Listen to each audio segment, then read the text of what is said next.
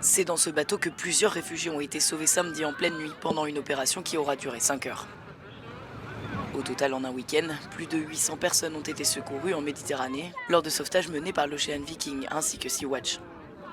Mais depuis, comme après chaque sauvetage, les ONG doivent attendre l'attribution d'un port sûr par les autorités maritimes pour débarquer. Bloqués en pleine mer parfois pendant plusieurs jours, avec plus de 500 personnes à bord de l'un des navires de secours, la situation est intenable. Avec la chaleur ou le mal de mer, certains s'évanouissent sur le pont. Mais alors que les autorités compétentes ont été contactées, la Tunisie et la Libye n'ont pas répondu, tandis que Malte a donné une réponse négative.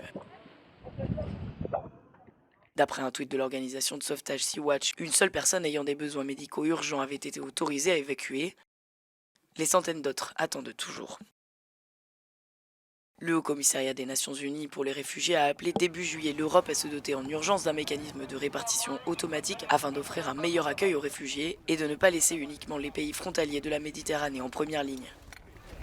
Selon l'Organisation internationale pour les migrations, au moins 1146 personnes ont perdu la vie en tentant de rejoindre l'Europe cette année.